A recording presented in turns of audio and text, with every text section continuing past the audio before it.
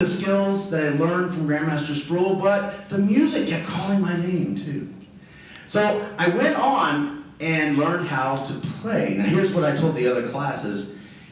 When Atari came out, you guys don't even know Atari, do you? You know Atari? I do. Yeah, you know Atari? The very first video game system was Atari. Okay? My friend would have me over to play Atari. And I would go, nah, I'm going to play guitar while he played Atari. And he got really, really good at playing Atari.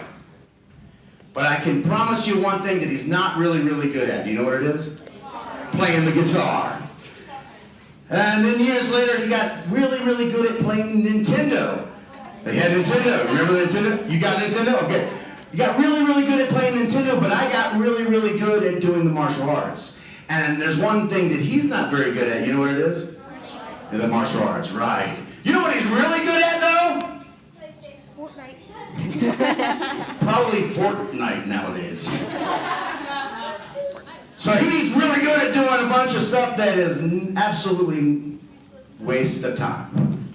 While he was wasting his time, I was investing my time into learning how to become the best version of myself, despite the fact that I was completely the cockroach of society. I was. How else can I describe it? I had to eat people's food that people didn't want. I had to go to food banks to get food. I had hand-me-down clothes. I didn't have my own clothes. I had one pair of pants, one shoes, and 3 shirts, something like that.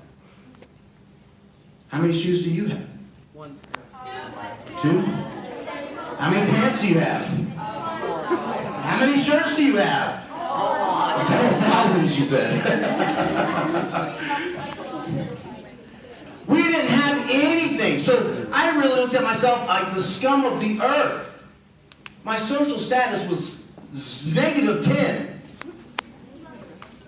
But I knew, because my teacher told me, he said, you can do anything you want to do. It doesn't matter about your social status. It doesn't matter about what you've been through. It doesn't matter.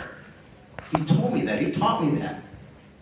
See, one day I walked out, got into a car, and I found my stepdad's 357, Magnum 357.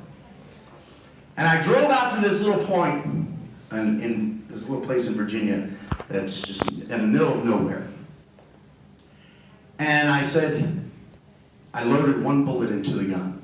I spun the chamber and closed it, and I said, if I survive this, I'm going to do whatever I want to. I'm not going to listen to anybody. I put it up to my head and I pulled the trigger. They call that Russian roulette. Yep. I was ready to die because I was nothing. But it didn't happen. The gun didn't go off.